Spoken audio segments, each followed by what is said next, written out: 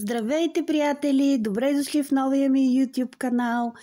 Днес ще попитам картите Таро дали България ще има редовно правителство, излъчено от 51-я парламент. Преди това искам да ви помоля да последвате канала ми, като натиснете бутона Subscribe. А когато се съберат достатъчно последователи или тъй наречените сабскрайбъри, приятели, ще мога да излъчвам видеа на живо или лайв и вие да задавате вашите въпроси към мен и към картите Таро, така че да правим видеа на живо и да се забавляваме заедно. Така, днес, както казах, ще попитаме картите Таро дали България ще има в крайна сметка излъчено редовно правителство в рамките на сегашният парламент.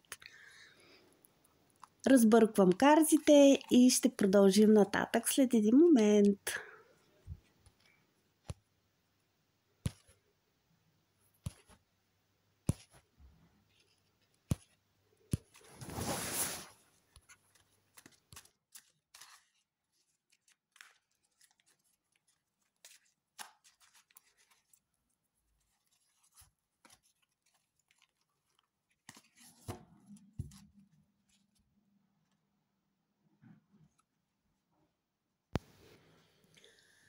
Асото на чашите. Това е карта на новите възможности и новото начало. Като цяло тя символизира елемента вода и е карта, показваща, че това ново начало ще е свързано с много емоции и страсти. Червеният цвят също е символ на силни емоции и големи човешки амбиции. На върха на картата има златна чаша, както виждате, а златото е символ на парите и материалните неща от живота, на стремежите към власт и влияние. Тези материални неща ще са водещите в тези нови преговори, за съжаление. Преговорите ще са свързани най-вече с личните амбиции на участниците в тях. Да вземем още една карта. Числото 3 символизира креативност и екипна работа. А жълтият цвят на картата има няколко значения. Като цяло, жълтият цвят символизира материален успех или стремеж към такъв успех. Но в същото време е символ на завист и предателство, породени от алчност. Така че в тези преговори според мен ще има и желание за постигане на общата цел, която е да се състави правителство. Но хората, които преговарят, не се водят от народното дело, приятели, а от алчността си и от личните си мераци. Нещо, което се е случвало в почти всеки един парламент на България досега. Да изтеглим още една карта. Петте жезели. Числото 5 е число на промяната, а синият цвят също има няколко значения тук. В този контекст, за мен този тъмно син цвят подсказва охлаждане на горещите страсти в един момент, но по-скоро това ще е затишие пред буря. Вижте добре тези жени. Изглежда, че са се събрали, за да работят заедно и да използват жезелите си, които са символ на знание, опит, мъдрост, креативност. Но между тях няма синхрон, приятели. Всяка танцува своя собствен танц. А поглеждайки пак към червената карта, на червената карта отгоре целта е златната чаша, т.е. материалните придобивки заедно с властта, която да ги пази.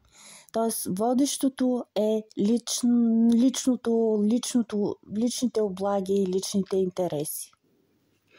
И тяхната загриженост за народа всъщност е доста привидна и лицемерна и е просто за пред медиите. Хвърлят ни прах в очите, приятели, отново. На синята карта всяка от дамите танцува своя танц, както виждате.